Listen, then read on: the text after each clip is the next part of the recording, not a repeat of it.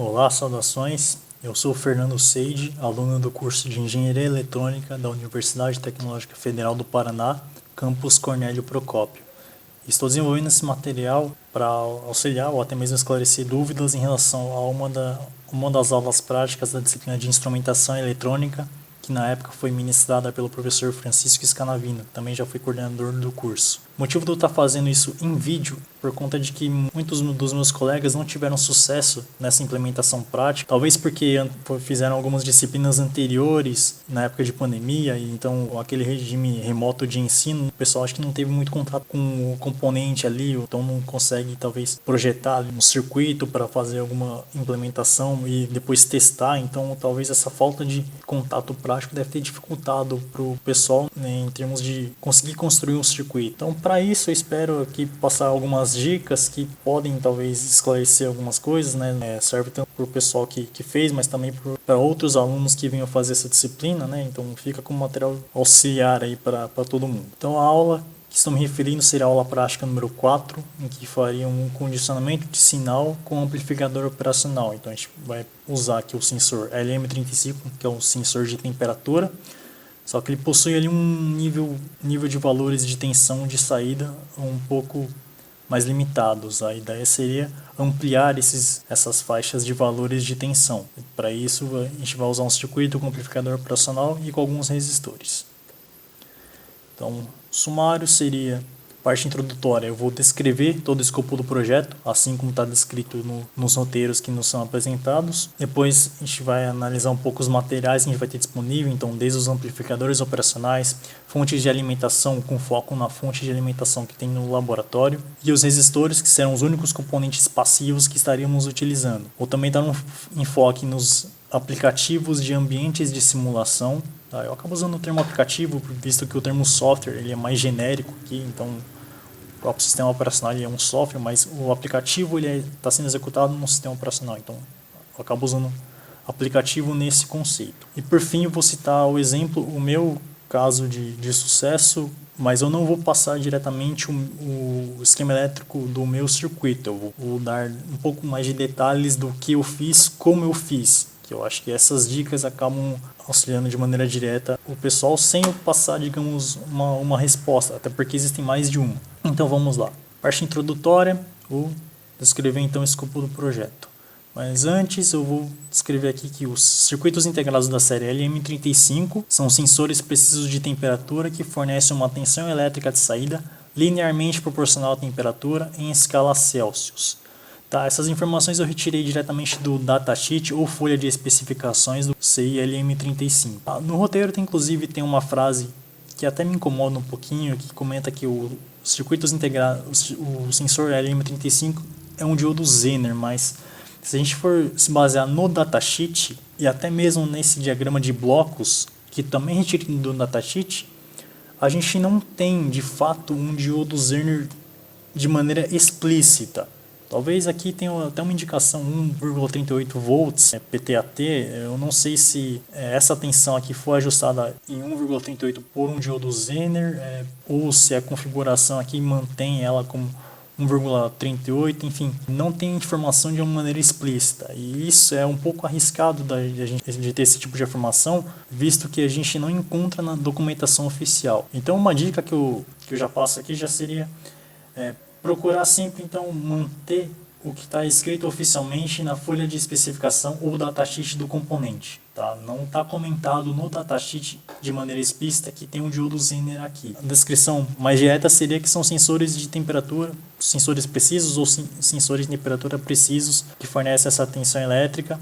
No datasheet inclusive comenta que não é escala Celsius, é escala centígrada, né? Você pode usar tanto escala Celsius quanto Kelvin. Tá? Só tem aquela inconveniência de escala Kelvin ter que somar aquele valor 273,15 para o valor da escala Celsius, né? Mas a gente vai acabar usando a escala Celsius, que para nós também acaba atendendo ao nosso campo de projeto, até porque nós já fizemos algumas experiências nessa disciplina em que a gente usava alguns sensores de temperatura na escala Celsius, então vamos acabar adotando essa mesma escala. Uma outra dica também que eu falo é em relação a datasheets ou folhas de especificações. Existem dois caminhos onde você pode obtê-las. Existem alguns sites que são bancos de dados de vários datasheets. Você só digita ali no campo de busca o componente que você quer, ele vai listar vários fabricantes e algumas variações ali do mesmo componente. Então você acessa ali, vai meio que na sorte, pega um datasheet qualquer, vê se ele é um pouco fácil de ler ou se a aparência dele é mais agradável a você e você obtém, faz o download, ou vai em algum site de algum fabricante de circuito integrado, digita no mecanismo de busca dele e aí você obtém um datasheet que inclusive é mais atualizado. Esse datasheet que eu obtive foi da Texas Instruments e ele inclusive está um pouco mais atualizado que a versão que nos foi disponibilizada pelo roteiro. Tá? Eu também vou acabar deixando aqui os arquivos num drive para o pessoal futuro ter acesso. E por que eu disse que consta no datasheet que são a família circuitos integrados da série LM35? Porque se acrescentar ali um sufixo, você muda algumas características. E quais características? Essas características estão na seção 6.3, que são as condições recomendadas de operação ou condições de operação recomendadas. Então, se o LM35 puro ou acrescenta um sufixo a faixa de temperatura recomendada seria de menos 55 graus Celsius a 150. Se acrescenta o sufixo C ou CA, essa faixa varia, vai de menos 40 a 110 graus Celsius.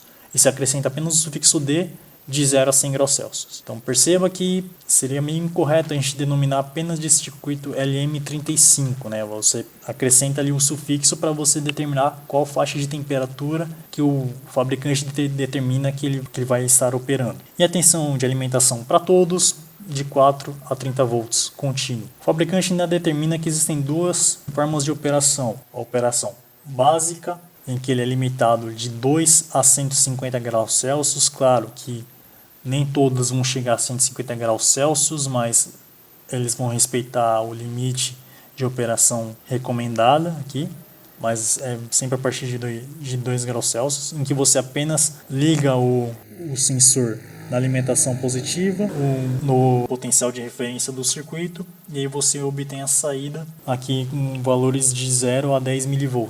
Ou você pode operar no formato de ampla escala, ou escala total, também com base aqui na faixa de valores do sensor que você estiver mexendo. Para isso você tem que acrescentar um resistor aqui no pino de saída ligado a uma alimentação negativa em relação à referência. E de preferência essa alimentação negativa tem que ter o mesmo valor de tensão da alimentação positiva. Ou seja, numa situação em que eu tenho alimentação simétrica e a referência. No caso específico da nossa aplicação, mesmo usando o resultado de experimentos anteriores dessa disciplina, com bolsas de gelo a gente chegava, com outro sensor de temperatura, a gente chegava pelo menos até uns 15 graus Celsius. Então, meio que difícil a gente conseguir chegar nesses valores mínimos aqui. Isso significa que usar o sensor na operação básica já é mais do que suficiente. Tá? A gente não vai conseguir obter valores menores do que 15 graus Celsius nas condições que nós temos, mesmo fazendo compressas de gelo. Então não precisaria usar a operação em ampla escala, tudo bem? Beleza, a seção 731 descreve função de transferência do LM35. A função de transferência, às vezes para não confundir um pouquinho, que é um conceito que a gente usa em outras disciplinas que estabelecem relação entre uma característica de saída sobre característica de entrada que se quer analisar. Pode ser tensão, pode ser corrente ou pode ser um misto de ambas. Nesse caso eu vou chamar apenas de equação do sensor. Tá? Então a minha tensão de saída do sensor estabelecida por essa relação com um valor constante de 10 mV por grau Celsius multiplicado pela temperatura que ele estiver sentindo. E a temperatura também vai estar em graus Celsius. Claro, ele fala, o datasheet comenta sobre escala centígrada, então pode ser talvez Kelvin também, mas aí tem que fazer só a conversão do Celsius para Kelvin. Isso na verdade vai depender ali do laboratório que você tem alguma exigência em trabalhar com Kelvin, que é a escala do sistema internacional. Enfim, dá para resolver matematicamente. Mas a expressão do meu sensor é essa aqui. Então, conforme a taxa, esse trecho aqui também está no roteiro, conforme a taxa de 10 mV por grau Celsius, se a temperatura for de 0 graus Celsius, sentida pelo sensor, a tensão de saída será 0 volt. Caso a temperatura seja de 100 graus Celsius, a tensão de saída será 1 volt. É simples, é só pegar esse valor de temperatura, substituir aqui na minha expressão, né? Se for 0, por exemplo, 0 vezes qualquer coisa, 0, então tensão de saída 0. 100 graus Celsius vezes 10 milivolts vai dar 1000 milivolts, que é igual a 1 volt. A princípio, sem muitos problemas, só uma relação matemática. E então, chegamos na parte em que nos é pedido para projetar um sistema de condicionamento de sinal com base no sensor de temperatura LM35, de forma que, quando a temperatura no sensor for de 0 graus Celsius, a tensão de saída do sistema seja menos 5 volts, e quando a temperatura for de 100 graus Celsius, a tensão de saída seja 5 volts. Então, com base nesse gráfico, que também foi disponibilizado para a gente no roteiro, esse gráfico, inclusive, ele vai descrever tudo o que está descrito aqui no texto, né? E a tensão aqui do sensor é uma relação linear, então obedece aqui uma equação polinomial de primeiro grau ou uma equação da reta. E eu também tenho esse outro gráfico aqui, que é a minha tensão de saída do sistema em função da minha tensão do sensor. Então, o domínio aqui desse gráfico seria os níveis de tensão do sensor e a minha tensão de saída. Então, quando a minha temperatura for de 0 graus Celsius, eu tenho 0 volts na saída do meu sensor, 0 volts na saída do sensor, eu vou ter menos 5 volts de saída do meu sistema. Se a minha temperatura for de 100 graus Celsius, eu vou ter 1 volt na saída do sensor, 1 volt na saída do sensor, eu vou ter 5 volts na saída do sistema. Isso é o que nos é especificado. E agora aqui entra a nossa parte de como projetar um sistema a partir dessas especificações. Bom, acabei mesclando os dois gráficos anteriores apenas para que tenha o domínio do gráfico. Seria a temperatura, a curva em azul é a tensão de saída do sensor e a curva em laranja, ainda em relação à temperatura, é a tensão de saída do sistema. Então, só recapitulando, 0 graus Celsius sentido pelo sensor vai dar uma diferença de potencial na saída do sensor de 0 volt, mas para o sistema tem que estar saindo menos 5 volts. 100 graus Celsius sentido pelo sensor multiplica por 10 pela constante lá, vai dar 1000 milivolts, que é 1 volt na saída do sensor, só que na saída do sistema tem que estar saindo 5 volts. Só mesclei as informações, constitui apenas um gráfico. E esse meu gráfico aqui, ele acaba sendo um pouco mais amplo, porque perceba que eu vou ter que pegar este sinal aqui de saída do sensor e fazer operações matemáticas, né? Vou ter que aumentar a amplitude dele e também fazer um deslocamento para obter a curva em laranja. Como é que eu vou fazer isso? Antes eu só vou aqui estar demonstrando o diagrama de blocos do circuito, que tem então o sensor de temperatura. Eu vou ter que fazer um acoplamento, que é receber aquele sinal para fazer o condicionamento, que aqui eu vou mexer tudo no amplificador operacional. Então o amplificador operacional vai ter que fazer, ele vai acabar fazendo todas essas etapas aqui de acoplamento, de interpretar o sinal do sensor e, com base no sinal de referência, fazer o condicionamento, né, seriam as operações matemáticas e amplificação. E a partir disso eu vou obter o resultado que eu vou acabar medindo com o voltímetro, né? Esse seria o esquema de todo o meu sistema. Então, voltando ali a parte do gráfico, tem o sinal aqui de saída do meu sensor em azul. E eu vou realizar primeiro uma operação de amplificação. Então, vou pegar essa minha reta aqui, obter a equação da reta, vou multiplicar por um valor constante, vou obter essa reta que eu descrevi aqui tracejado em verde. Então, peguei o sinal de saída do sensor, multipliquei pela constante, obtive essa reta aqui em verde. Depois eu vou ter que pegar essa minha reta em verde e fazer um deslocamento ou uma translação para que ela chegue a sobrescrever essa reta em laranja. Então eu vou ter que fazer uma soma, somar aqui um valor constante em relação a esse meu produto aqui, da multiplicação da constante pelo sinal de saída do sensor.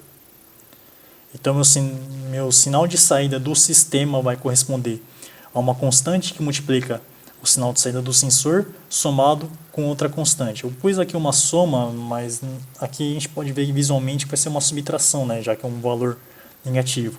Mas eu vou manter como soma porque isso aqui remete a uma equação polinomial de primeiro grau que a gente já está acostumado, né, ax mais b, né, y de x igual a ax mais b. E eu vou manter essa referência do sinal até o fim da minha análise, tá bom? Eu sei que no caso aqui o b vai dar um valor negativo, mas tudo bem, eu vou manter essa minha referência aqui porque eu vou precisar disso em algumas contas futuras.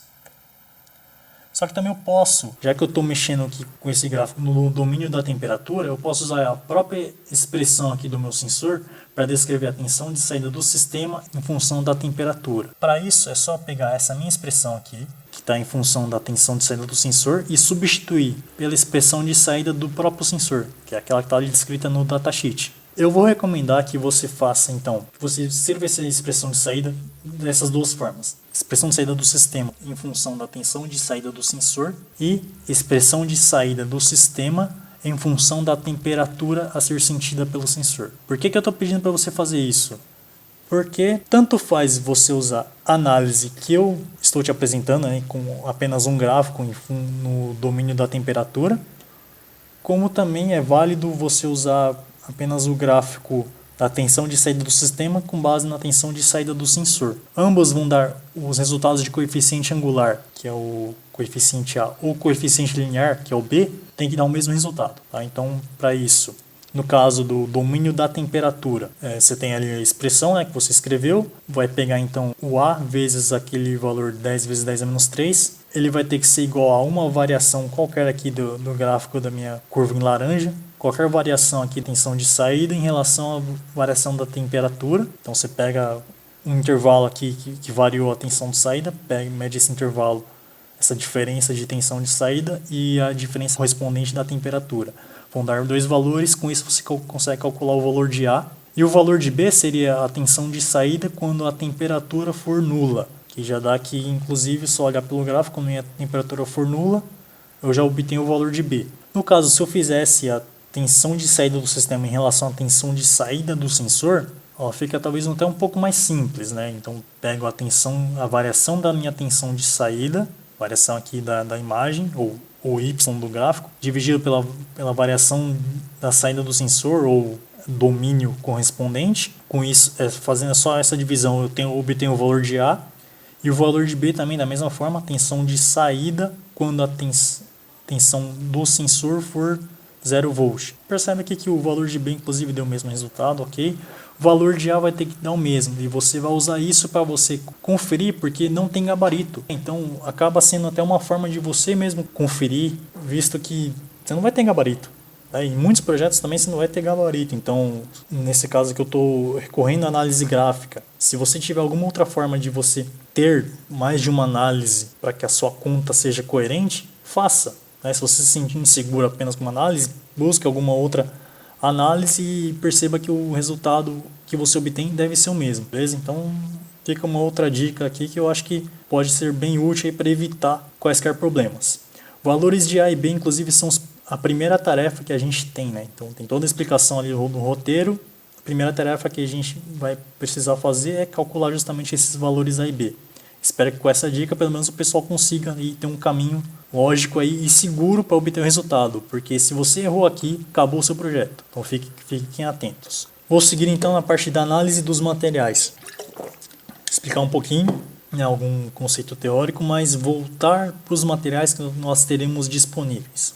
O primeiro deles será o amplificador operacional, que é o componente principal que a gente vai estar usando, né? Falei um pouco do LM35 ali na introdução, tá? Acho que não tem muito segredo, mas agora falar do amplificador operacional. Então nós temos, ele é representado por esse símbolo, que possui entrada não inversora, entrada inversora, saída e a alimentação. Pode ser alimentação simétrica ou você pode ter alimentação positiva e potencial de referência, ou potencial de referência e alimentação negativa. Vai depender, claro, da aplicação. E o modelo ideal dele é representado por isso aqui. Então eu tenho entrada não inversora e inversora conectadas a uma resistência de entrada, e a diferença de potencial aqui sobre essa resistência de entrada é a minha tensão diferencial, e a malha de saída é representada por uma fonte dependente controlada pela minha tensão diferencial multiplicada por um ganho, que é o ganho do amplificador, e alimenta um circuito que eu vou ter a minha resistência de saída em série com a saída, beleza? É assim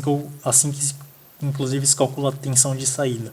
Ok, o meu modelo ideal inclusive garante que esse ganho de malha aberta, ele teoricamente deveria ser infinito, mas valores práticos ali, comerciais, a gente encontra em torno de 10 a quinta até 10 oitava. A resistência de entrada também ela deveria ser idealmente infinita, mas na prática a gente encontra em torno de 10 a quinta, que são centenas de quiloohms, até 10 a 13, que já são algumas, já é um valor um pouco absurdo. E a resistência de saída, que idealmente seria nula, encontra-se na faixa típica de 10 a 100 ohms. E a tensão de alimentação, no geral, aqui dos amplificadores pelo menos mais encontrados, né, seriam de 5 para 24 volts. Note que esses valores aqui de tensão podem ser usados, inclusive a mesma fonte de alimentação do amplificador operacional ou do circuito ali do amplificador operacional junto com o meu sensor. Tá? Pode usar inclusive o mesmo valor, a mesma fonte de tensão sem nenhum problema, porque as faixas de valores de tensão são compatíveis. Um outro detalhe importante seria em relação à minha tensão diferencial e a região em que eu vou operar um amplificador operacional. Então a minha tensão diferencial ela não pode ser muito grande, porque senão eu entro nas regiões de saturação positiva ou negativa do amplificador operacional. E não é isso que se deseja. Se deseja que o amplificador operacional opere na região linear, então ele tem que estar dentro desses limites aqui da minha tensão diferencial. Se ele não estiver nessa região linear, eu não consigo fazer as operações matemáticas ali do meu sinal que vai estar conectado à entrada. Então eu tenho que garantir isso. Então tome cuidado com a tensão diferencial, ela não pode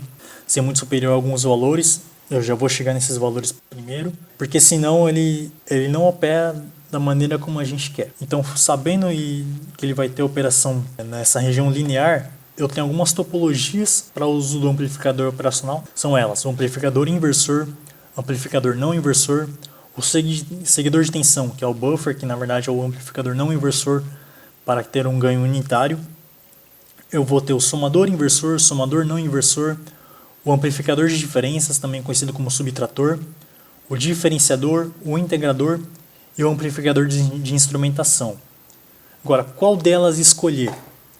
Vamos lá. O amplificador de instrumentação, ele já precisa que você tenha 3 amplificadores operacionais. Seria para aplicações em que seriam exigidos, digamos, boa precisão. Para o nosso caso, não é tão necessário, até porque você tem 2 estágios de amplificação, né? Você tem um primeiro estágio com 2 amplificadores ali, digamos, em paralelo, né? Cada um vai pegar um sinal, depois vai jogar para um segundo estágio de amplificação que vai fazer a subtração. Então, nesse caso, percebe que eu estou usando 3 amplificadores operacionais, sendo que para essa nossa aplicação, que não exige tanta precisão, o subtrator talvez já daria conta.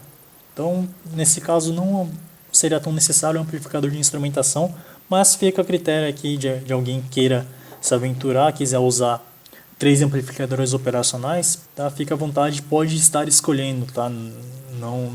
Não há problema em escolher um amplificador de instrumentação, até porque o uso dele é um pouco mais restrito, mas se quiser já ir treinando, né, para alguma implementação futura, fica à vontade. Diferenciador e integrador, eles fariam justamente as operações de diferenciação ou derivação e integração. No nosso caso, a gente não vai fazer essas operações, então posso riscar aqui da lista que não vou usar essas topologias.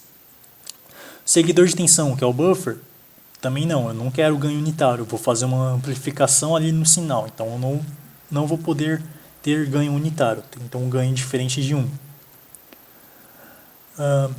Que mais? O amplificador não inversor eu também não vou usar, então sobram o subtrator, como eu havia dito. Posso usar o somador não inversor, que inclusive eu vou entrar em detalhes um pouco mais nele, porque nas bibliografias que eu consultei quase nenhuma citou o amplificador não inversor, então acredito também que o pessoal às vezes não tenha visto essa topologia aqui para a região linear, o do somador não inversor. Agora, o somador inversor e o amplificador inversor, eles até podem ser usados, mas não individualmente. Para a nossa implementação, você teria que fazer 2 estágios de amplificação usando amplificador inversor e somador inversor, independentemente da ordem. Aqui cai na mesma situação no amplificador de instrumentação, né? Só que ao invés de ter 3 amplificadores, eu vou ter 2 amplificadores. 2 estágios de amplificação para essa nossa aplicação acaba não sendo muito útil. seria recomendável sempre você diminuir os estágios de amplificação sempre que possível. Então, nesse caso, de novo, o subtrator e o somador não inversor seriam as situações ideais. Posso fazer, então, com o somador inversor e o amplificador inversor? Pode, mas a recomendação é que evite fazer com que isso seja um costume. Sempre que possível, com amplificadores operacionais, diminua a quantidade de estágios de amplificação. Posso escolher, então, entre essas duas, subtrator, somador não inversor.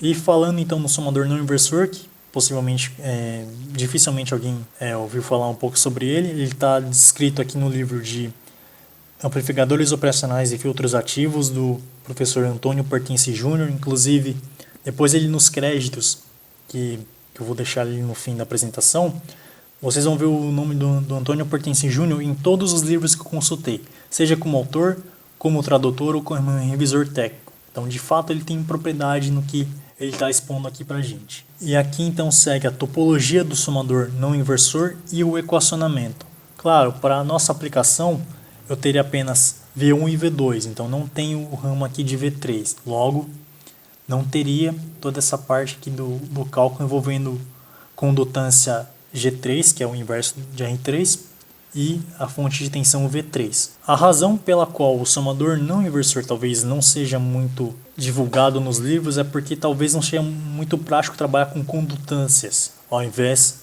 de apenas a resistência. Mas fica aqui também para caso alguém queira se aventurar, dá para usar o somador não inversor. Lembrando lá que como o valor de B deu um valor negativo, né, se precisar de uma tensão negativa é só conectar um potencial negativo, né? Pega uma fonte, liga o potencial negativo aqui na entrada e o potencial positivo na referência do circuito. Tá? Então com isso aí conseguiria resolver o problema ali do equacionamento. Aqui, vou só comentar aqui um breve histórico dos amplificadores operacionais. Bom, eles foram desenvolvidos inicialmente lá na década de 40 e eram construídos com válvulas. Com o advento do transistor no final da década de 40, foi possível a construção de amplificadores operacionais com características razoáveis. Só que como é que eles eram construídos? Vocês vão ver aqui alguns datasheets que eu vou mostrar para vocês, que vocês têm vários transistores conectados em uns arranjos até bem estranhos. E eram exatamente assim que eram construídos os amplificadores operacionais. Então, tinham vários transistores e todo aquele conjunto, que ocupava inclusive muito espaço, era um amplificador operacional. Só que então a ideia seria reduzir o espaço ocupado pelos amplificadores operacionais. Quase 25 anos depois, em 1963, surge o primeiro amplificador operacional monolítico, né, que é construído numa pastilha de circuito integrado, que foi lançado pela Fairchild Semiconductor nos Estados Unidos, cujo nome foi o MI-A702. Só que ele tinha alguns problemas. O ganho dele, que idealmente deveria ser elevado, ele era muito baixo e também a resistência de entrada era baixa também. Então ele não chegou a ser um sucesso comercial. E a própria empresa acabou designando uma equipe para desenvolver algum amplificador que corrigisse os erros aqui do MI-A702. E essa equipe, 2 anos depois, lança o MI-A709, o primeiro amplificador operacional realmente confiável. Ainda assim ele tinha algumas limitações, mas ele já poderia ser usado e supria muitas necessidades na época. Contudo, essa mesma equipe lança em 3 anos depois o MI-A741. Esse sim se tornou um sucesso comercial. Depois muitos fabricantes tentaram copiar, inclusive até fizeram por engenharia reversa. Inclusive, né, como disse, outros fabricantes conseguiram, talvez obtiveram, né, compraram da Fairchild, depois fizeram engenharia reversa, enfim, cada um a seu modo desenvolveu a sua versão para o 741. E é por conta disso que o MI-A741, né, e suas variantes, né, com base no fabricante, foi denominado apenas de 741. Tá? Essa informação, inclusive, consta no livro de eletrônica, volume 2 do Malvin do Bates, disponível na minha biblioteca virtual. Eu não lembro se tem a versão disponível na biblioteca do campus. Devido a esse sucesso, enorme sucesso do 741, ele se tornou um padrão na indústria e, como regra, a gente tenta usar primeiro em nossos projetos. Então, todo projeto que envolve um amplificador operacional projeta para ser usado o 741. Nos casos em que o 741 não atende às especificações de projeto, passamos para um amplificador operacional com especificações melhores, e leia-se esses melhores como especificações mais apropriadas para o seu projeto. Às vezes, talvez, precisa de alguma precisão, algum nível de tensão meio fora do que o 741 abrange, devido à escala do projeto querer um amplificador operacional um pouco mais barato, enfim. Aí fica a critério do projetista, mas, via de regra, 741 acaba sendo o geralzão aí que todo mundo usa. Então, quais amplificadores operacionais nós temos disponíveis lá no almoxarifado para uso, segundo o que o professor passou? Temos o LM324, ele é um circuito integrado que possui 4 amplificadores operacionais, né? Você tem apenas 2 pinos aqui de alimentação positiva e alimentação negativa, que alimenta os 4 amplificadores. Aqui está o esquema elétrico aqui de um bloco de amplificação, exceto essa parte aqui que é comum para os 4, que é referente à alimentação. Existe o LM358, que é exatamente metade do LM324, né? Então lá você tinha um circuito integrado de 14 pinos, aqui você tem um circuito integrado de 8 pinos. Ele possui também alimentação e 2 amplificadores operacionais no mesmo invólucro. E o esquema de cada amplificador operacional é tudo isso aqui, exceto para essa parte também que é comum para os 2 amplificadores, que é referente à alimentação. Existe o TL082, que também, assim como o LM358, ele possui os pinos de alimentação e também 2 amplificadores operacionais, com a diferença de que as entradas inversora e não inversora deles são ligadas internamente a transistores JFET, né, ou transistor de efeito de campo de junção. Diferente, por exemplo, do MOSFET, que tem metal óxido semicondutor. Isso aqui é junção, porque o canal de condução deles internamente já é montado. No MOSFET é diferente. No MOSFET você polariza a porta e cria o canal com base na tensão de polarização da porta. Aqui o canal já possui largura pré-definida. Tá? É uma tecnologia um pouco mais antiga, mas para esse caso também atenderia. Você tem uma arquitetura um pouco diferente de todos os, não só dos anteriores, mas também dos próximos que a gente vai estar falando. E por fim, claro, o 741, que ele é um pouco espaçoso, né? Ele ocupa aqui no mesmo encapsulamento de 8 terminais, ele tem a alimentação dele, só que ele é apenas um amplificador operacional no chip. Então tem entrada inversora, não inversora, saída, a alimentação. E ele tem apenas 2 pinos que seriam denominado balanceamento, né, ou ajuste de offset, ou ajuste de zero, que seria para configurar nível de tensão DC. Isso é próprio para aplicações em que você tem sinais em alta frequência ou sinais alternados. Acho que tanto em baixa quanto em alta frequência, né? Você consegue fazer um ajuste de zero para delimitar lá o nível DC, para que quando faça amplificação não amplifique apenas uma parte do sinal por conta do nível zero. Tá? Então esse ajuste de offset ele acaba sendo uma implementação quase que exclusiva do 741 em relação aos demais e acaba tendo essa utilidade para sinais de corrente alternada. Aqui está a arquitetura dele. Bom, por fim, fiz essa tabela comparativa em relação aos 4 amplificadores que nós temos disponíveis. Então nós temos tensão máxima de alimentação especificada pelos fabricantes. Para os LM324 e 358, né, que são o mesmo, né, um só é metade do outro, tensão máxima de alimentação entre os terminais de alimentação tem que ser 32 volts. Ou seja, se você for usar a alimentação simétrica, limita os níveis de tensão de mais ou menos 16 volts para alimentação simétrica. Para o TL082 é um pouco maior, né? Então 36 volts ou mais ou menos 18 para alimentação simétrica. E para o 741 é mais alto ainda, então 44 ou mais ou menos 22 para alimentação simétrica. Mas todos eles apresentam como referência nos datasheets a tensão típica de alimentação, que é de 30 volts ou mais ou menos 15 em alimentação simétrica. Por que eu estou descrevendo essa tensão típica? Porque essas características aqui embaixo estão relacionadas a essa tensão típica. Então, a tensão máxima diferencial, tensão máxima de modo comum e o ganho de tensão são especificados para que no circuito você alimente com essa tensão típica. O que acontece se eu diminuir o nível de tensão típica, que é o que inclusive vai acontecer, né? Não precisa necessariamente alimentar na minha implementação com 15 volts, eu posso escolher uma tensão menor. Pode ser, não tem informações a respeito, que esses valores tendem a diminuir. Então, a tensão máxima diferencial, a diferença de potencial máxima que pode ter entre as entradas inversora e não inversora para que o circuito integrado não queime. Não é aquela tensão para delimitar a região linear e região de saturação. Para os LM324, 32 volts, para o TL082 e o 741, 30 volts. Tensão máxima de modo comum. Essa aqui é um pouco polêmica. O que ela significa? Significa que a tensão de saída ela vai ser 2 volts menor do que a tensão que você está alimentando. Então, eu alimentei aqui com 15 volts simétrico, por exemplo. A minha tensão máxima que sairá será 13 volts. No caso, para o LM324 e para o 358. Para o TL082 é uma tensão um pouco mais abaixo. Então, eu alimentei ele com tensão simétrica de mais ou menos 15 volts. Na saída vai sair no máximo 11 volts, né? Mais ou menos, independente do sinal. No 741 vai sair até 12 volts. Em termos de projeto, eu recomendaria usar essa mesma tensão nominal, né? Como deseja saída de mais ou menos 5 volts, então para o LM324 e para o 358, por exemplo, caso eu vou usar algum deles, eu posso colocar como tensão mínima de alimentação para o meu circuito 7 volts, 8 para o 741 e 9 para o TL082. Acaba sendo mais um parâmetro pessoal, mas atende, né?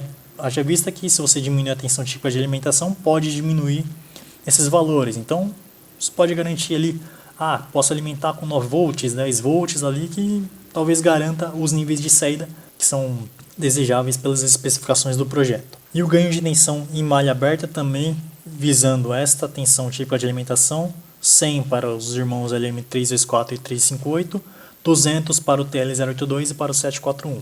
E aí então vem a parte de alimentação do circuito. Como fazer a alimentação simétrica? Tenho 3 opções. Posso pegar 2 fontes e conectá-las em série. Na conexão em série eu conecto isso à minha referência do circuito. Esse vai ser o meu potencial de referência, ou o GND, ground do circuito. A partir dele, a tensão negativa de uma das fontes vai ser a tensão negativa do circuito, e o potencial positivo aqui da outra fonte vai ser a tensão positiva do circuito. Se eu quiser alimentação simétrica, basta apenas manter as 2 fontes com o mesmo valor. Posso usar apenas uma fonte, até um mecanismo um pouco mais barato, e fazer uma polarização de um diodo Zener. Faça que conecte um resistor a um diodo Zener, na conexão em série entre eles, deixe como potencial de referência do circuito. Então a minha tensão do Zener vai ser a tensão negativa, e a tensão aqui do resistor, tensão positiva. Para que eu tenha alimentação simétrica, eu tenho que garantir que a tensão de estabilização do meu Zener escolhido seja metade da tensão de alimentação da minha fonte. Esse é um pouquinho mais complicado, porque vai depender um pouco da polarização do Zener, então você tem que especificar algum Zener que tenha para o nível de tensão que você quer e tudo mais. Esse talvez seja um pouco mais chatinho. Uma outra forma de não usar um Zener, que acaba sendo uma solução até mais barata ainda, seria pegar apenas uma única fonte de tensão e ligar um divisor resistivo, né? Da mesma forma como no Zener, na conexão entre eles, potencial de referência do circuito, deles sai o potencial positivo e o potencial negativo da minha fonte. Se os resistores forem iguais, eu tenho alimentação aqui simétrica, que é bem difícil de conseguir, porque 2 resistores iguais é quase impossível, né? Mas se você meça ali com um multímetro, você tem ali a tolerância que pode dar uma diferença, isso pode acarretar em diferença nos níveis de tensão. Beleza, eu tenho essas 3 possibilidades, mas agora eu vou explorar então a fonte de alimentação que eu tenho ali no laboratório, que é essa MPL3305M do fabricante Minipa.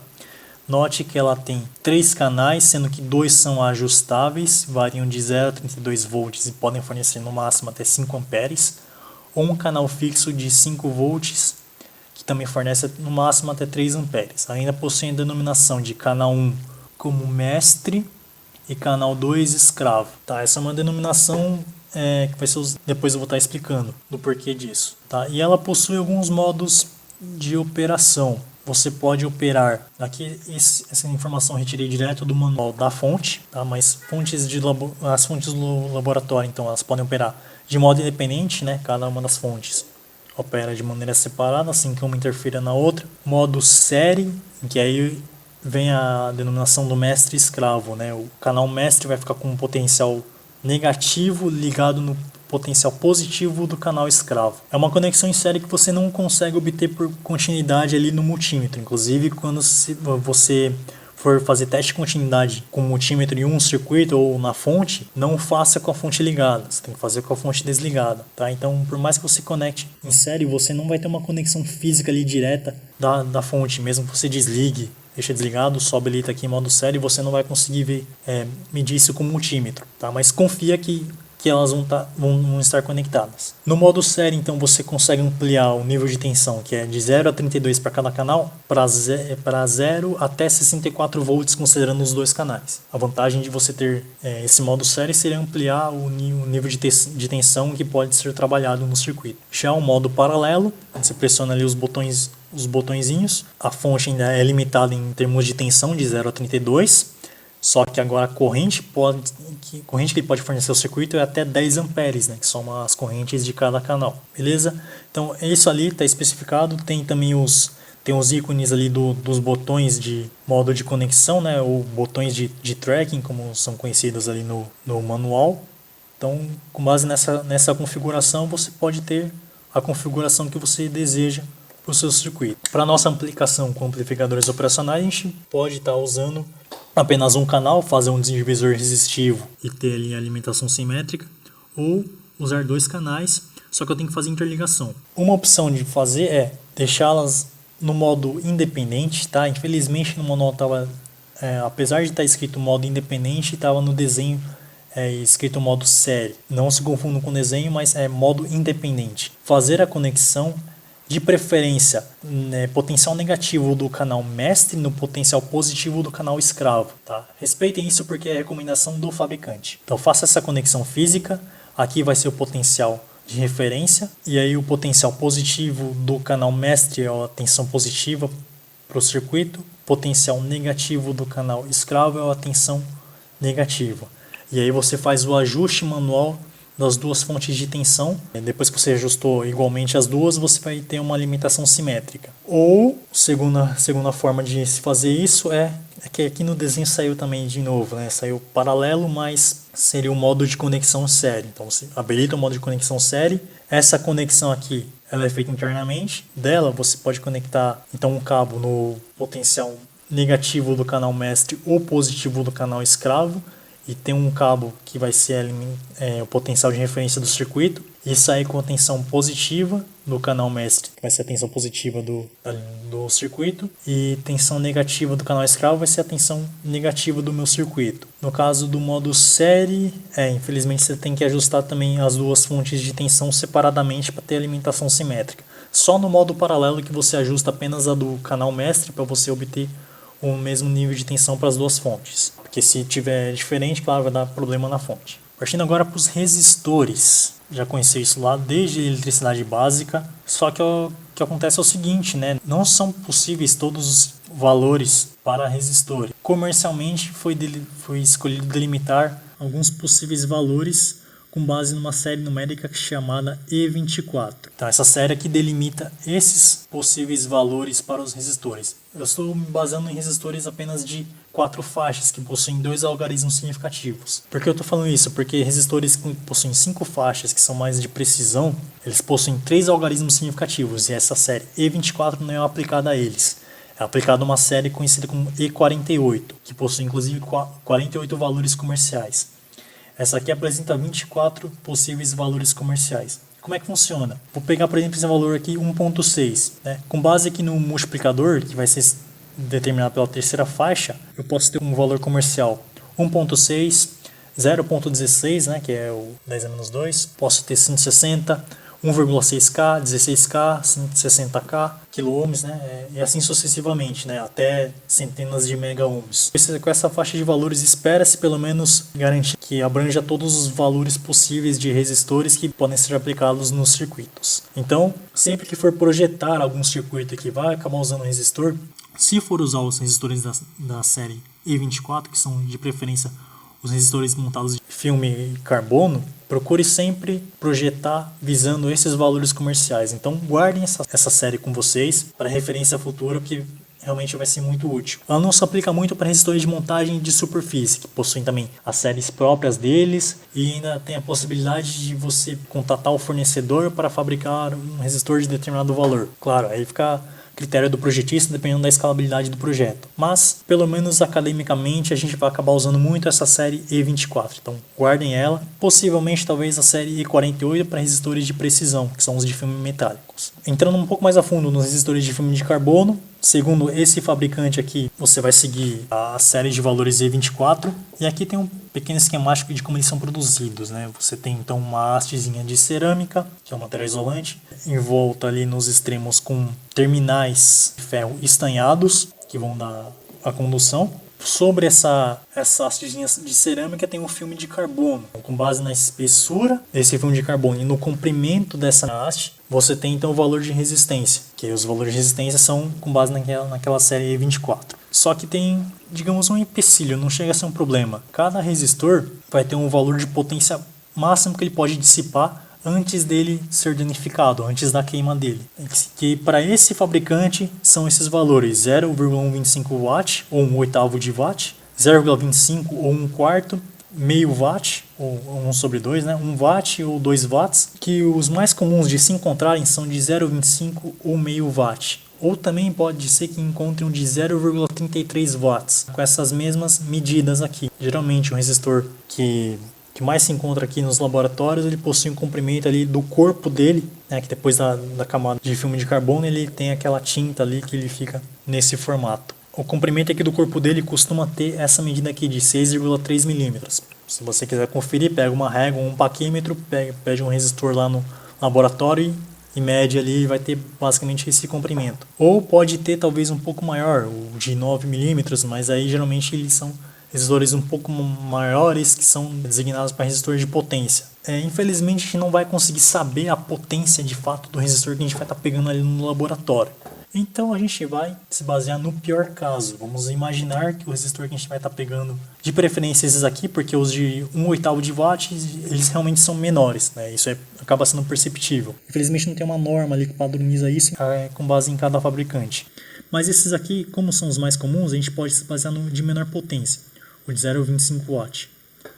Vamos lembrar um pouquinho da eletricidade básica. A potência dissipada por um resistor pode ser denotada pela diferença de potencial que está sobre ele, ao quadrado, dividido pela resistência dele. Vamos supor que a potência máxima que ele vai dissipar seria o de 0,25, então a gente faz essa manipulação algébrica. Vamos imaginar que você vai alimentar o seu circuito com 9 volts. Então se a gente pegar então 9 volts ao quadrado e dividir por 0,25, recomenda-se que os resistores que você vai conectar, que você vai usar para o seu circuito, considerando uma fonte de alimentação de 9 volts, não sejam menores do que 330 ohms. Tá? Vai dar conta aqui 324, mas trabalha uma margem de segurança, né? Então evite pegar resistores menores do que 330 ohms, né? Não que vai cair diretamente 9 volts, não, você vai ter ali os divisores resistivos, tal, vai diminuir um pouco o valor da fonte de tensão para cada resistor. Mas você pode se basear nisso para delimitar os valores de resistores que você vai acabar escolhendo. Pode usar então essa métrica, né? Evitar, para esse caso, considerando uma fonte de alimentação de 9 volts, que eu não vou pegar resistores menores do que 330. Talvez delimitar até dezenas de quiloohms. Tá? Acima disso também acaba sendo um absurdo e não é tão necessário para a nossa aplicação. Então, com isso você já consegue ter uma faixa que antigamente era ampla. Para resistores você já consegue ter uma faixa ali de valores a escolher um pouco mais limitada. E isso acaba sendo útil em projetos como um todo, né? Não ter todo o espectro ali de resistores que você pode escolher. Delimite um pouco a faixa que facilita na sua escolha. Envolvemos toda agora a parte física, né, do amplificador, da fonte de alimentação e dos resistores. Vamos agora para a parte de simulação por software ou por aplicativos, como eu costumo denominar. Então uma citação aqui que eu retirei desse livro, está meio que quase que marca d'água, está um pouco transparente, que é a análise de circuitos em engenharia. Eu retirei da 8ª edição, no campus da biblioteca tem a 7ª edição, mas a 8ª está disponível na biblioteca online. Essa citação aqui que é bem completa, eu acho que ela acaba sendo bem útil para todo mundo que vai mexer com software, não apenas para circuitos eletrônicos. A citação diz: os softwares de análise de circuitos, embora agradáveis de usar, não substituem de forma alguma uma boa análise à moda antiga à base de papel e lápis. Precisamos ter um sólido conhecimento sobre como os circuitos funcionam para que possamos desenvolver a habilidade para projetá-los.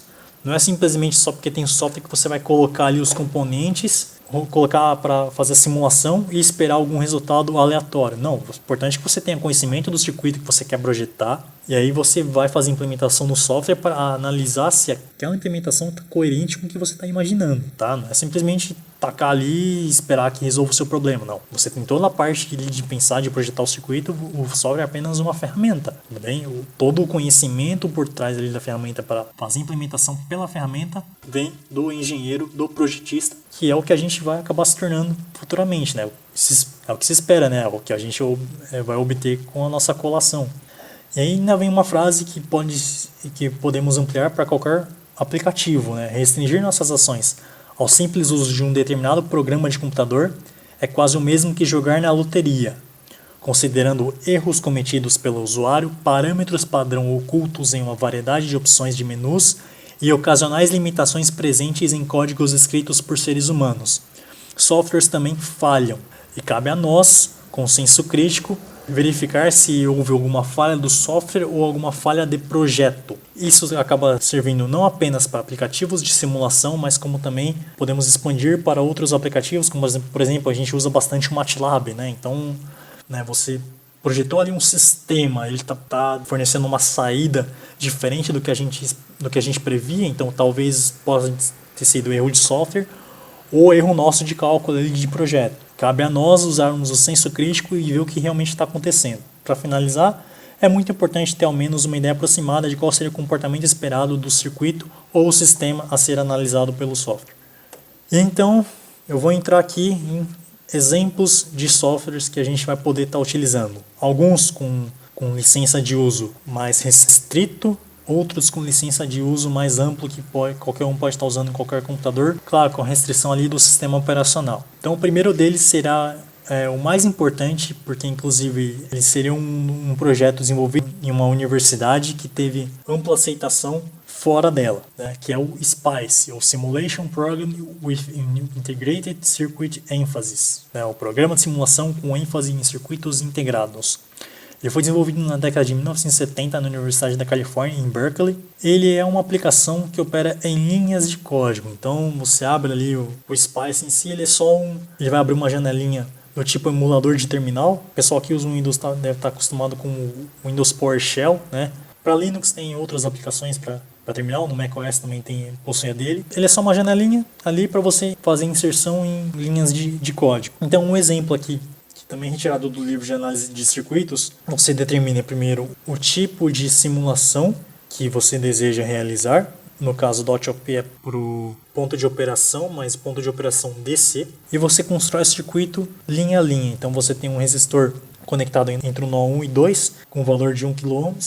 Um resistor de nome R2, conectado entre os nós 2 e 0, ou seja, ele está em série com o resistor 1. Também vai ter o valor de 1 kΩ. E uma fonte de tensão contínua, chamada V1, conectadas entre os nós 1 no resistor 1 e 0 no resistor 2, ou seja, é um circuito série com uma fonte de tensão ligada a dois resistores. Ela é uma fonte de tensão DC de 5 volts. Perceba que para um circuito simples, relativamente simples, aí que você tem uma fonte de dois resistores, você precisou de todo isso de código. Mas imagina para um circuito um pouco mais complexo, ou até mesmo esse que você vai fazer a implementação com o amplificador operacional. Como não ficaria as suas linhas de código? E a chance de você ter de talvez errar algum nó ali. Então, por mais que ele tenha sido bem sucedido, esse aplicativo, ele até inclusive tornou-se um padrão industrial, além de servir como base para outros aplicativos de simulação. Na prática, não é muito fácil ao usuário construir circuitos dessa forma. Seria muito mais simples que eu tenha uma interface com desenhos com simbologia já normatizada para os elementos de circuitos e fazer a conexão entre elas. E é justamente isso que outros aplicativos, usando o SPICE como núcleo, o fizeram. O primeiro deles que eu vou citar é o Arcade Capture Sys, que fez uma mudança no SPICE, denominou o núcleo para ele como PSpice. Então, o núcleo do Arcade Capture Sys é PSpice. Foi lançado inicialmente lá em 1984 pela Microsyn Corporation. Depois a Microsyn Corporation foi comprada pela empresa Arcade né? O CAD vem de desenho assistido por computador, tá? A mesma categoria de softwares para como o AutoCAD, por exemplo, da Autodesk. E depois a empresa OrCAD foi comprada pela empresa Cadence. Essa Cadence aqui não é empresa de eletrodomésticos que algumas pessoas podem ter na sua casa. Essa Cadence aqui, ela é uma empresa voltada para aplicativos para placas de circuito impresso. Então ela acabou comprando a OrCAD justamente porque ela acabou incorporando para ela algum aplicativo de simulação que depois conversaria com os aplicativos para gerar placas de circuito impresso com base no desenho esquemático que você fez ali no OrCAD. Ele é um aplicativo que tem ampla divulgação ali nos livros didáticos, tanto Fundamentos de Circuitos Elétricos de Alexander Sadiko, quanto Análise de Circuitos Elétricos do Haidt e outros autores, que eu não vou me lembrar o nome. Eles citam muito o Arcade Capture, né? E tem muitos tutoriais ali de algumas simulações que você pode estar fazendo nesses livros. Talvez não tenha tanto assim, né, na internet, YouTube e tudo, mas nos livros ele foi muito adotado, tá? Ele acaba sendo bem popular nesse meio mais acadêmico. Ele é executado apenas em sistemas operacionais Windows, até é possível executar em Linux com base numa tecnologia que cria uma camada de compatibilidade para executar aplicativos Windows no Linux, só que o Arcade Capture e outros aqui, eles não funcionaram bem no Linux. Então, ele é restrito apenas para o Windows, no Linux não dá muito certo fazer isso. Bom, existe o Proteus, que ele acaba sendo um pouco mais popular aqui, pelo menos para o pessoal aqui do campus, né? Foi lançado em 1988 pela Lab Center Electronics. Possui uma interface talvez um pouco mais amigável e mexe diretamente com o núcleo SPICE, ou talvez tenha feito alguma modificação, infelizmente eu não obtive essa informação. Ele também conta com uma biblioteca um pouco mais extensa do que a do Arcade Capture, e todos os componentes aqui possuem um modelo SPICE de simulação. O que eu estou dizendo com isso? No Arcade Capture, nem todos os componentes que você pode colocar aqui, eles possuem um modelo equivalente SPICE. Ou seja, você pode desenhar um componente aqui, mas quando você for fazer simulação, ele não simula porque ele não reconhece aquele desenho daquele componente como um componente de simulação. Então, embora ele tenha aqui as bibliotecas dele, nem todos os componentes são disponíveis para simulação. No Proteus, a situação é um pouquinho diferente. Todos os que estão aqui são disponíveis para simulação. Inclusive envolvendo essa tecnologia SPICE, alguns fabricantes de semicondutores eles também disponibilizam modelos SPICE dos componentes dele para que você consiga incorporar tanto o componente quanto o modelo SPICE no aplicativo de simulação que você está usando. Isso serve tanto para o Arcade Capture, quanto para o Proteus, quanto para o NI Multisim. O NI Multisim ele foi lançado em 1996 pela Interactive Image Technologies, sob o nome de Electronics Workbench EDA, e ficou até a versão, se não me engano, acho que versão 5. Em 1999, ele muda o nome para Multisim, que envolve um ambiente de multissimulação. Você pode fazer vários tipos de simulação envolvendo circuitos eletrônicos. Teve uma época que a Interactive Image Technologies se tornou subsidiária da National Instruments. E a partir disso, o Multisim muda o nome para NI Multisim, né, que envolve a marca National Instruments. E aí sim houve toda uma mudança no aplicativo, ele ganhou uma cara toda repaginada. E eu particularmente já tenho até um pouco mais de experiência, que eu já mexi bastante com o Multisim desde o meu curso técnico, e eu acabo preferindo usar ele do que o Proteus. Tanto o NI Multisim quanto o Proteus quanto o Arcade Capture funcionam apenas em sistemas operacionais Windows. E eles são softwares proprietários, então você vai ter que comprar a licença ou recorrer, né, a meios não lícitos para obter. Você também pode obter até a licença de estudante desses aqui, mas para o NI Multisim, por exemplo, a licença de estudante dura de 1 a 2 semanas no máximo, para as versões mais recentes. Para o Proteus eu não tive essas informações, e para o Arcade Capture da Cadence, você até consegue, mas é muito burocrático o processo, tem que enviar inclusive o logo da instituição de ensino para averiguar que você é um estudante, e depois eles enviam o link para o download no seu e-mail, e tem seu e-mail institucional. É um pouco burocrático até demais às vezes. Isso ainda porque eu acho que eles ainda vão entrar em contato com a instituição para averiguar se você realmente é estudante, né? Não está passando por um hacker. Bom, esses são só aplicativos altamente recomendáveis, né? Tem boa documentação tanto na base de dados de cada aplicativo quanto a vários tutoriais pela internet. Claro que o NiMultiSim e o Proteus você vai encontrar mais vídeos no YouTube do que no Arcade Capture, mas o Arcade Capture você tem documentação também nos livros didáticos. Existe também o LT-Spice. Ele não é tão comum, mas ele envolve diretamente o núcleo SPICE. Tá? Ele não fez modificação como o Arcade Capture ou talvez o Proteus e o NiMultiSim. Foi lançado em 1999 pela Linear Technology, né? Só que a Linear Technology depois foi comprada pela fabricante de semicondutores Analog Devices. Então você vai conseguir obter este aplicativo distribuído livremente no site da Analog Devices. Só que quando você abre, você ainda vê lá o símbolo da Linear Technology, né? Inclusive porque a Analog Devices manteve o nome do fabricante original. Ele acaba sendo até muito similar ao PSPICE, então muitos métodos ali de simulação, muitos tutoriais que você encontra nos livros que servem para o PSPICE, também acabam servindo para o LT-Spice. A vantagem dele é que você pode aproveitar a documentação do Arcade Capture para fazer as suas simulações. A desvantagem dele é que ele não tem tantos componentes quanto o Arcade Capture, mas a própria Analog Devices ela desenvolve modelos SPICE dos componentes fabricados por ela, próprios para o LT-Spice. Então você pode navegar ali no site da Analog Devices, se tiver algum componente que não tem na biblioteca original do LT-Spice, você pode verificar ali se tem um modelo SPICE no site deles mesmo. Baixar o modelo SPICE e incorporar no aplicativo. Ele é executado oficialmente em Windows e em Mac. E para Linux ele acabou funcionando, né? Eu acredito que pelo fato de ele funcionar bem no Mac e o sistema macOS possuir a mesma raiz dos Linux, que é o Unix, o pessoal acha que talvez essa camada de compatibilidade aí pro Linux, eles conseguiram fazer esse port aí funcionar bem no Linux usando essa camada de compatibilidade. E eu sou grato a isso porque eu uso Linux. Então o único dos aplicativos que eu citei até agora, o único que funcionou foi o LT-Spice e ele está funcionando até bem. Só às vezes algum detalhe gráfico ali, quando eu vou mexer em alguma janelinha, ele muda ali alguma cor, mas não altera ali no parâmetro quando eu vou alterar, ou mesmo na simulação. Agora, outro que eu vou citar aqui, que ele é bem diferente de todos eles, é o QX, Quite Universal Circuit Simulator, né? Simulador de circuitos quase universal. Ele é um projeto open source iniciado em 2004, só que ele usa um ambiente de simulação próprio, que é o QXator, e não o SPICE.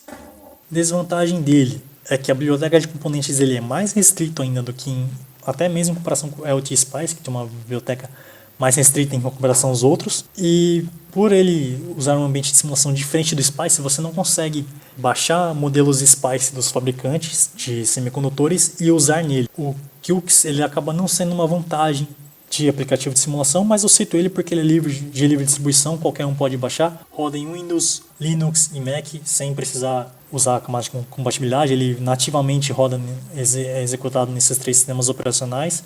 Só essa desvantagem de ter uma biblioteca mais restrita de componentes e você não poder usar modelos SPICE nele. Por conta disso foi criado o QX-S. Logo no ano seguinte, né, depois o QX foi criado em 2004, o QX-S foi criado em 2005, que ele pega toda a interface do QX, mas o ambiente de simulação acaba sendo o SPICE. Só que para você usar o SPICE, você pega então o QX-S, que ele só pega a máscara da interface, e você tem que instalar um núcleo SPICE. Duas modificações do núcleo SPICE que foram testadas no QX-S, pelo menos na época em que eu estou gravando o vídeo, e que foram testadas aí pelos desenvolvedores e funcionaram, são o NG-Spice e o ZEISS, que foi desenvolvido e é mantido pela Sandia National Laboratories. Tá? Então esses 2 núcleos aqui, você escolhe algum deles, né?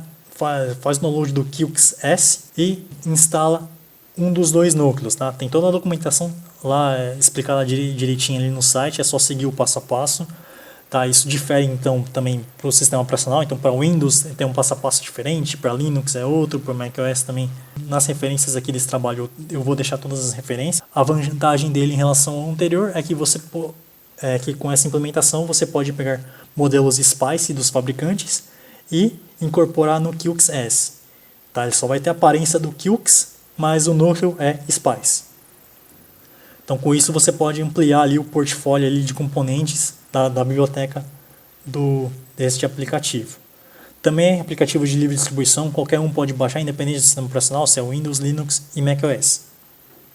Vimos o escopo do projeto, vimos os componentes e como a gente pode lidar com eles em termos de hardware. Vimos os aplicativos de simulação, que é toda a parte de software. Agora então vou citar como exemplo o que eu fiz, tendo todo esse conhecimento assim mais esclarecido. Eu fiz uma listagem ali com os parâmetros que eu delimitei, né, que eu escolhi. Então com base ali nas especificações do projeto, eu escolhi a topologia do amplificador operacional como subtrator. De novo, poderia usar um amplificador, o somador não inversor, né?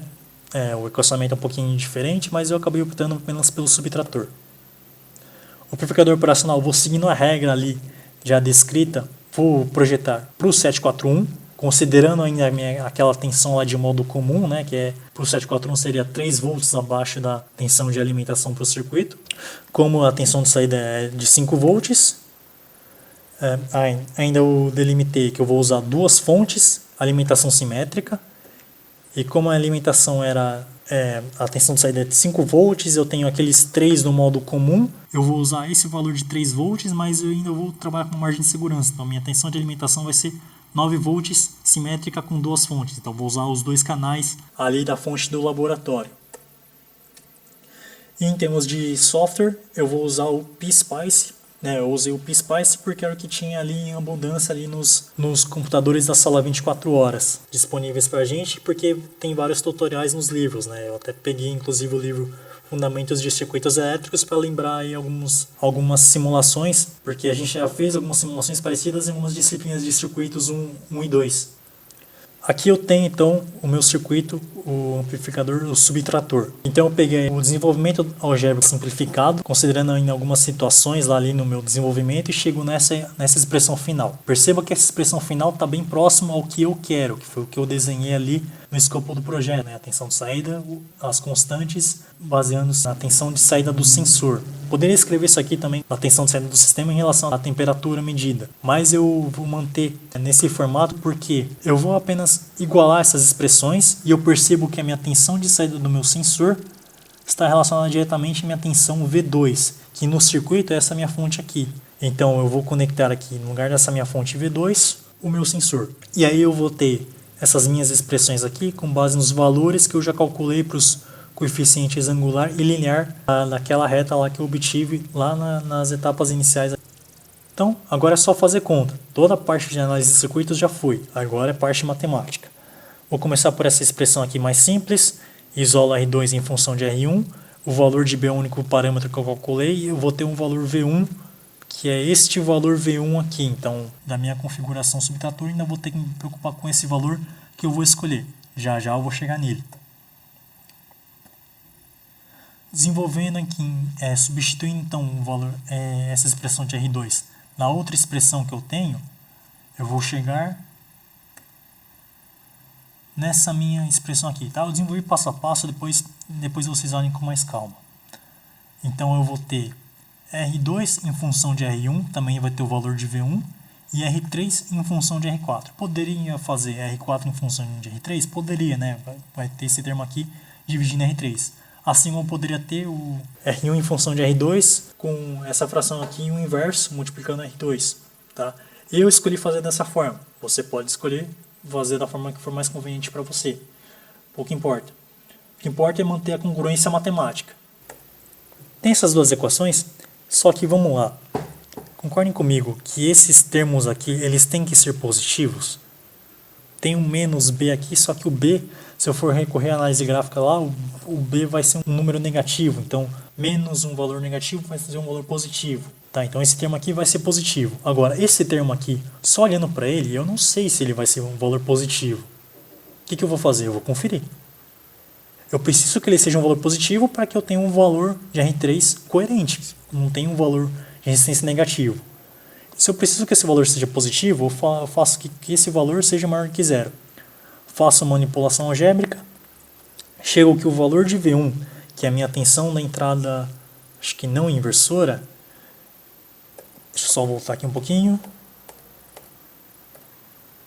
acho que um pouco mais, isso, não, entrada inversora, perdão, ele tem que ser um valor, ele tem que respeitar aquela inequação ali. tem que respeitar essa condição.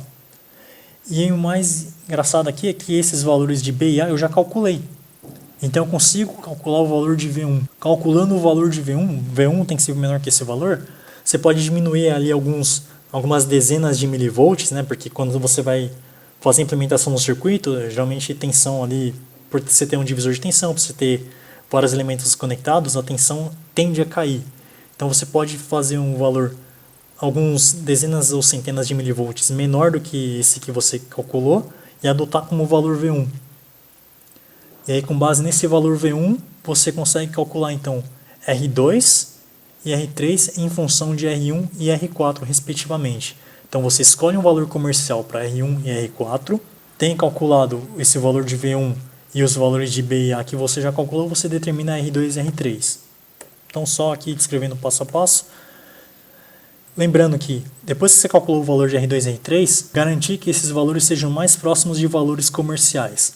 Lembrando que a gente vai estar trabalhando com resistores, né, naquela suposição que eu fiz para restringir a faixa de valores, pode ser, por exemplo, de 330 ohms até algumas dezenas de quilômetros. Então, pega valores comerciais dessa faixa. Eu recomendaria você usar uma planilha eletrônica, Excel do Microsoft Office, Calc do LibreOffice ou outros WPS Office, OpenOffice, enfim. Constrói uma tabela, delimita então valores de R1 e de R4, escreva as expressões para calcular R2 e R3 em função de R1 e R4, e aí você vai fazendo ali um cálculo, ou pode também ser pelo MATLAB ou Octave, que você usa ali vetores e faz um cálculo com base naqueles vetores, o resultado é ser o mais próximo possível a de valores comerciais, justamente para minimizar ali o erro de quando você vai colocar um valor comercial que é fora daquele resultado que você esperava, não dá um erro muito brusco em relação ao que você estava prevendo. Ou, no pior caso, também fazer uma associação de resistores. Só que aí você fazer uma associação de resistores, um série ou um paralelo ali, se aumenta a quantidade de resistores para sua implementação.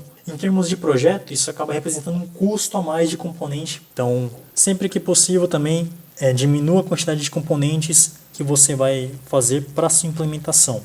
Então, eu recomendaria você montar essa tabela em planilha eletrônica ou usar o MATLAB para isso, para que os valores que você calculou para R2 e R3 sejam o mais próximo possível de valor comercial, para que você use apenas um resistor e não 2 ou 3 no lugar de R2 e R3.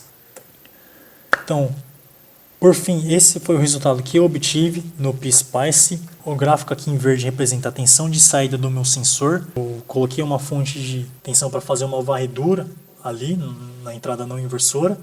Essa varredura seria referente ao sinal de saída do sensor de 0 a 1 volt. A minha curva aqui em azul ou roxo, dependendo da coloração que você estiver vendo, é a tensão de saída de menos 5 a 5. Perceba que não ficou tão de menos 5 a 5, ficou meio próximo. E essa tensão em amarela é a minha tensão V1, que ele estava abaixo de um valor e eu precisei garantir isso. Então eu só pus ali uma ponta de teste para medir o valor, se mantinha dentro daquele valor, daquela faixa de valor que eu calculei. Nesse caso, abrangeu, ok, foi para implementação prática. O que aconteceu? Essa é a minha faixa aqui de valor em amarelo, diminuiu, deu até uma diminuição drástica, em centenas de milivolts, que deu uma queda um pouco maior do que eu esperava. A princípio não teve problema, porque a tensão ficou menor do que o valor que eu tinha calculado. Só que os valores de temperatura que eu pude medir, eu não consegui usar compressa de gelo, então foram acima dos valores de temperatura ambiente lá do laboratório. Eu até ia usar um ferro de solda, aí o parceiro que estava comigo, né, que é garota, tinha chapinha, que inclusive é uma boa vantagem de você fazer com alguma garota que tenha chapinha, porque na chapinha você tem ali duas fontes de calor e você pode aproximar pela ideia de transferência de calor. Quando você tem duas fontes de calor muito próximas, o fluxo de calor ali é quase constante, então você consegue de certa forma controlar, né? Ter um fluxo ali de calor constante e controlável, e você aproximando o sensor, então você consegue ali fazer uma medição de temperatura mais fácil.